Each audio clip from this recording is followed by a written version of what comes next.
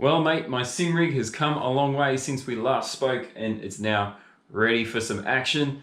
Last time we were kind of halfway through or 3/4 way through building it, but there was some wiring and some little finishing touches that needed to be done. Those are now finished and this thing, she's ready to race.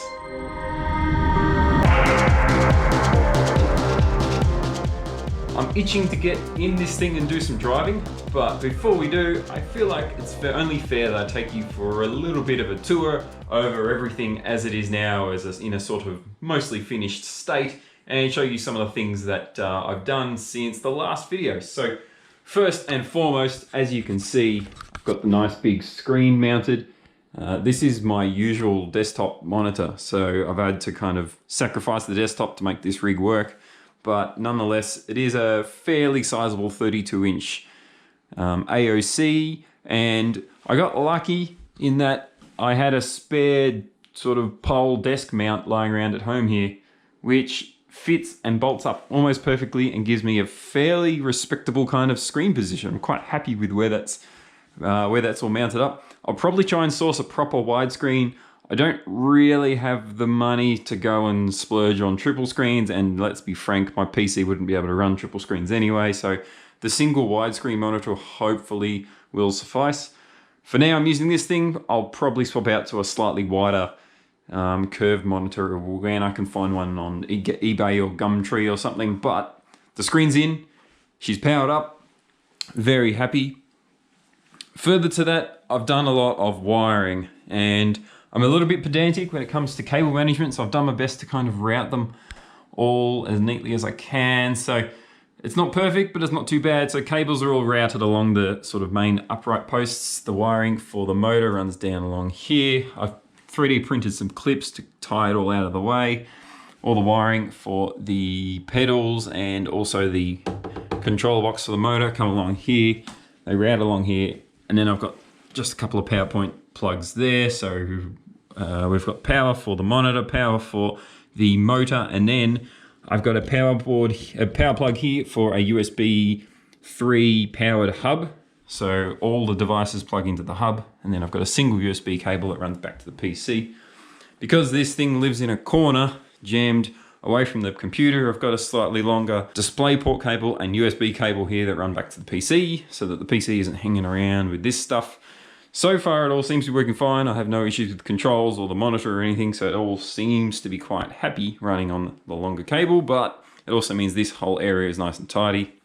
Got the old keyboard and spare mouse I had lying around here that sit on this tray. I'm going to build some sort of mouse pad thingy here, because at the moment, this guy just sort of hangs out there. Shifter and wheel are all mounted up and wired in, all looking tidy. And I guess that's kind of the rig. I know there are a few things I could have done differently, but to be frank, I'm quite happy with how this has all turned out. I'm really quite happy with kind of all the, I suppose you'd say, aesthetics. It looks nice and cool and tough, but also the actual usability of it and the adjustability of it. Hopefully I don't need to play with any of that, and she's all happy. And the sort of the orientations of the wheel and the pedals and the seat and everything, just how I like them. But as you can see, this is the finished state. A few small amendments I have made. I've adjusted the pedal height and angle a little bit, just to get it where I wanted. I've raised the steering up a little bit higher, about 40mm higher than it was before. The side brackets that I'd ordered have turned up, so I've put those in. And other than that, I've also added a set of headphones, which currently live over here. Conveniently, DisplayPort seems to support audio. I didn't even realize this. So I've just plugged the headphones straight into the back of the monitor, which is really cool. Means minimal cabling, don't have to run an extra wire for audio or anything. So that's cool. I'll see if that ends up being a pain in the ass for some reason. I can always change it out, or perhaps I can source a USB headphone with microphone inbuilt or something. If any of you know of a good one that's not too expensive, let's be frank, I've blown my budget way over what I'd planned, so I don't have a whole lot of cash for a spare set of headphones. But if you do know of a good set of USB headphones with a mic inbuilt, they're with a pretty good mic, because let's be honest, I probably want to be doing a little bit of talking while I'm driving. Let me know. I'll see if I can find something that'll be handy. But enough talking. I think it's probably time we go for a kind of first skid in the sim rig, hey? Well, all right, and welcome to Wakefield Park Raceway in a Mazda RX-7 Time Attack Edition. As many of you will know, if you're regular viewers of my real world content, I took my NB MX-5 to this very track about 1,000 kilometers away from my home late last year, and the car set a new record at that time for an MX-5. It's now been beaten, but nonetheless, it was a quick car and it was a very cool track. I really enjoyed driving around Wakefield, so here we are again, except I haven't had to travel the 1,000 kilometers to get there this time. Only about 5 meters from the bedroom to the office, which is exactly what makes sim racing so cool. I opted for this RX-7 because it's kind of like my MX-5, perhaps a little heavier and a little more power, but it should maybe set a similar lap time. We'll see. If I can drive good, that is. We'll see how we go. I've got to kind of get used to this sort of sim driving stuff again. It's been a while. And also get used to all the controls and stuff. Like the pedal feel is so different to the old Logitech, particularly the brake. Now that I've got the load cell pedal, it's hard to get a feel for the brake pressure that's being applied.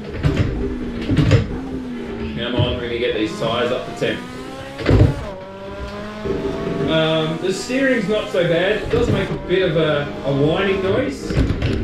You guys will definitely hear it. Not so bad for me. I've got the headphones on. I can hear the engine noise quite loudly, so I don't really hear any motor noises. But it does feel good. Like the strength through the motor is really nice. That solid direct driveness is really cool.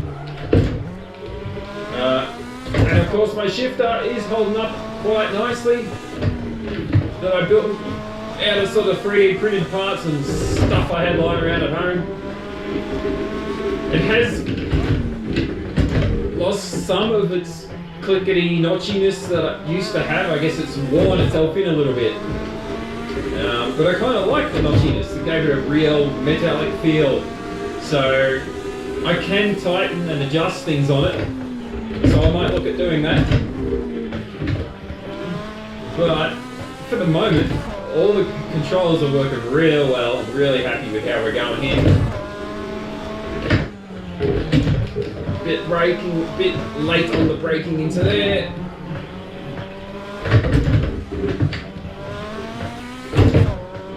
Still trying to work out which gears for what corners, but we're getting there. Tyres are sort of up to temp. Front right seems cold.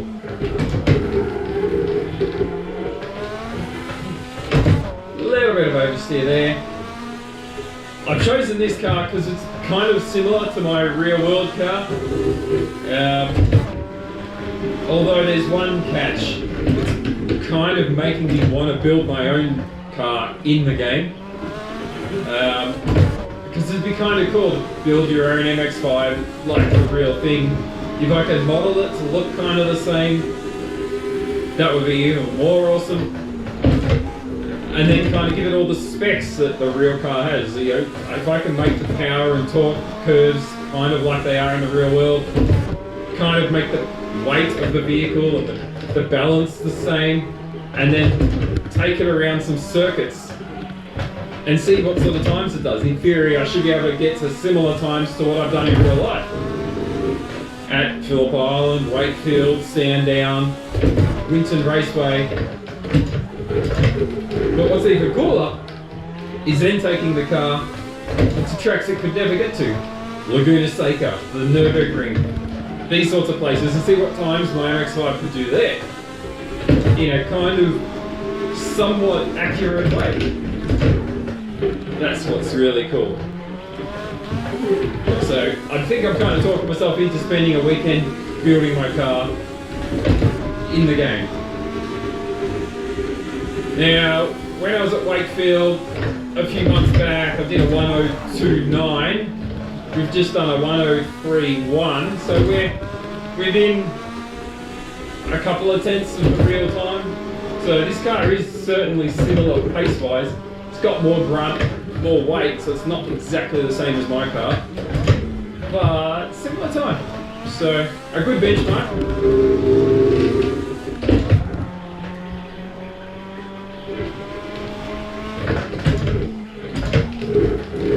I think if we get a clean lap out of this thing, we'll probably get a low 2, maybe into the 1s.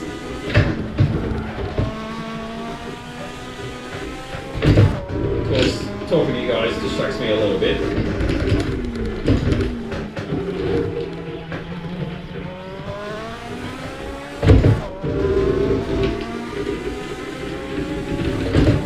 Alright, let's see how we go. What do we get here?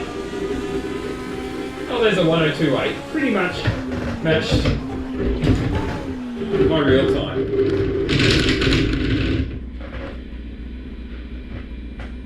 Hey, the brakes are smoking. Isn't that cool? You can see it in the screen. Whew, well, that's the new sim rig. I hope you enjoyed the video and the RX-7. Thanks very much for watching. As you can expect, there's going to be more of this stuff coming to the channel very soon. Thanks for watching. See ya.